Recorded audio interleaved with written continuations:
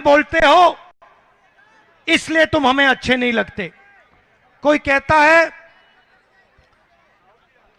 तुम बंगाली बोलते हो इसलिए तुम हमें नहीं अच्छे लगते। कोई कहता है तुम हिंदी बोलते हो इसलिए तुम हमें अच्छे नहीं लगते। तुम उर्दू बोलते हो इसलिए तुम हमें अच्छे नहीं लगते। या फिर तुम जम्मू कश्मीर के हो इसलिए तुम्हें हम अच्छे नहीं लगते। तुम मणिपुर के हो इसलिए तुम्हारा चेहरा हमें अच्छा नहीं लगता। तुम छत्तीसगढ़ के हो इसलिए तुम हमें अच्छे नहीं लगते। ये देश में कोने कोने में फैलाया जा रहा है। सही बात है। और इससे देश मजबूत नहीं होता है, इससे देश कमजोर होता है। जैसे घर में फूट पड़ती है, भाई भाई के बीच में लड़ाई होती है, परिवार मजबूत नहीं होता। इसी प्रकार बीजेपी और आरएसएस के लोग सब जगह नफरत फैला रहे हैं। तो यात्रा का यही लक्ष्य है कि जो हमारा जो भविष्य है उनको एक मोहब्बत भरा हिंदुस्तान मिले। अब देखो 4000 किलोमीटर हम चले कन्याकुमारी से कश्मीर, और आप जैसे लाखों लोग हमसे मिले, और मुझे क्या पता लगा कि इस देश का डीएनए नफरत का डीएनए नहीं है, इस देश का डीएनए मोहब्बत का डीएनए है। ये देखो, मैंने जैसे ये बात बोली सबने ताली बजाई, क्योंकि ये देश मोहब्बत का है, भाईचारे का देश है। इसमें अलग अलग तरीके के लोग रहते हैं, के लोग, अलग जात के लोग, अलग सोच के लोग, और सब मिलकर प्यार से रहते हैं। अब पिछले साल क्या हुआ, बहुत सारे लोग हमारे पास आए, उन्होंने कहा देखिए आप कन्याकुमारी से कश्मीर चल लिए, 4000 किलोमीटर आप लोगों से मिले, लोगों से आपने बात की, उनकी जो मुश्किलें हैं वो समझी, मगर आप छत्तीसगढ़ तो नहीं आए, आप मणिपुर तो नहीं आए, आप साउथ से नॉर्थ चले, मगर मणिपुर, नॉर्थ ईस्ट, उड़ीसा, छत्तीसगढ़, झारखंड इधर तो आए नहीं। इसलिए हमने दूसरी भारत जोड़ो यात्रा शुरू से लेकर महाराष्ट्र, और इसलिए मैं आपके आज सामने खड़ा हूं।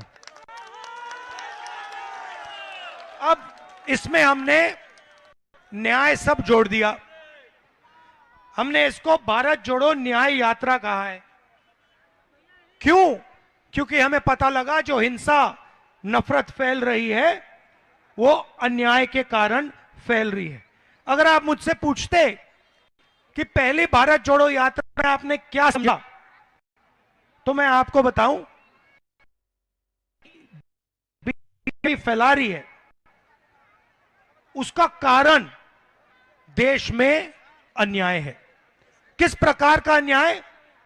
आर्थिक अन्याय, सामाजिक अन्याय, किसानों के खिलाफ अन्याय, मजदूरों के खिलाफ अन्याय, महिलाओं, ये 5 तरीके के अन्याय देश में आपको सब जगह मिलेंगे। आप भाषण देने से डरती तो नहीं हो ना, घबराती तो नहीं हो ना? अच्छा, आप थोड़ा, अब मुझे आप बताओ, आप अन्याय के हिंदुस्तान में रहना चाहती हो? नहीं, न्याय चाहती हो या अन्याय चाहती हो? मैं न्याय चाहती हूँ। आप हिंसा का हिंदुस्तान चाहती हो, नफरत का हिंदुस्तान चाहती हो, या मोहब्बत का हिंदुस्तान चाहती हो? मैं मोहब्बत का हिंदुस्तान चाहती हूँ। आप मोहब्बत का हिंदुस्तान क्यों चाहती हैं? क्योंकि मुझे अपने भारत देश से बहुत प्यार है। ये देखो कि देखो कितनी मैं अपने देश में नफरत नहीं चाहती हूं, क्योंकि मैं अपने देश से प्यार करती हूं। तो कितनी साल की हो तुम बेटा? 10 साल की बच्ची ने कहा कि जो लोग देश में नफरत फैलाते हैं वो देश प्रेमी नहीं है। ये देखिए, इसने सीधा कह दिया 2 मिनट में। अच्छा, अब मुझे बताओ, बड़ी होके क्या बनना चाहती हो? मैं बड़ी होके एक पुलिस ऑफिसर बनना चाहती हूँ। और आप बड़ी होके क्या बनना चाहती हो? डॉक्टर। डॉक्टर। और आप क्या करना चाहते हो? मैं आर्मी बनना चाहता हूँ। आर्मी बनना चाहते हो, आर्मी में जाना चाहते हो? जाना चाहता हूँ। आपने अग्निवीर योजना का नाम सुना है? हाँ। सुना है? हाँ। समझाओ मुझे, ये अग्निवीर क्या है? फंस गए, मैं समझाता हूं तुम्हें। घबराना नहीं है यहां पे, ये तुम्हारा घर है, ठीक है? ये तुम्हारा परिवार है ये। तो मैं तुम्हें अग्निवीर समझाता हूं। इधर देखो, पहले क्या होता था? पहले तुम्हारे जैसे बच्चे कहते थे मैं आर्मी में जाना चाहता हूं, और आर्मी उनका सिलेक्शन करती थी और फिर उनकी रक्षा करती थी, उनकी देखभाल करती थी। पूरी जिंदगी के लिए आर्मी उन लोगों की रक्षा करती थी, सही? अब अग्निवीर योजना मोदी जी लाए हैं, बीजेपी लाई है। उसमें उन्होंने कहा कि हम 4 साल के लिए युवाओं को सेना में लेंगे। 4 साल के बाद 3 में से 4 बच्चों को, युवाओं को हम वापस घर भेज देंगे। उनकी कोई रक्षा होगी, उनकी कोई देखभाल नहीं होगी। जो 4 में से 1 सेना में रहेगा उसकी हम देखभाल करेंगे। अब मजे की बात समझो, अगर अग्निवीर को चाइना बॉर्डर पे गोली लग जाती है और अगर वो शहीद हो जाता है तो अग्निवीर को शहीद का दर्जा नहीं दिया जाएगा। समझे बेटा? समझे? तो क्या हुआ है, तुम्हारे जैसे जो बच्चे ट्रेनिंग करते थे, 1,50,000 बच्चों ने ट्रेनिंग की, ठीक है? 5 साल उन्होंने, जैसे तुम रनिंग करोगे, तुम वेट लिफ्टिंग करोगे, उन्होंने किया 5 साल। अरे जोर से बोल यार। सर, मैं 100 मीटर की रेस को 1 मिनट में कंप्लीट करता हूँ। अच्छा, और सुनो, और कितनी रनिंग करते हो दिन में? सर, अभी पापा बाहर गए इसलिए मैं नहीं कर रहा हूँ।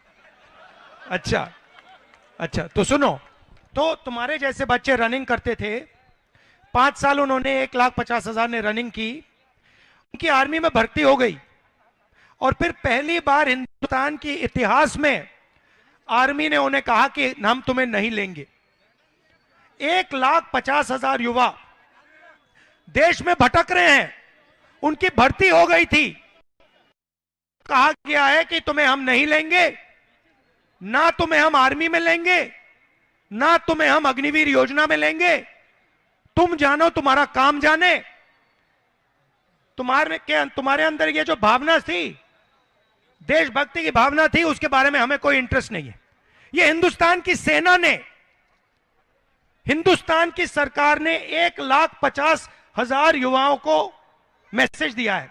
और मैंने उनसे क्या कहा, मेरे से मिले, मेरे सामने रोए, मैंने उनसे कहा तुम घबराओ मत। 1,50,000 युवा तुम, जिनको आर्मी ने बाहर फेंका है, तुम घबराओ मत। हम तुम्हारा मुद्दा उठाएंगे और या ऑपरेशन दिलवाएंगे या फिर तुम्हें आर्मी में भर्ती करवा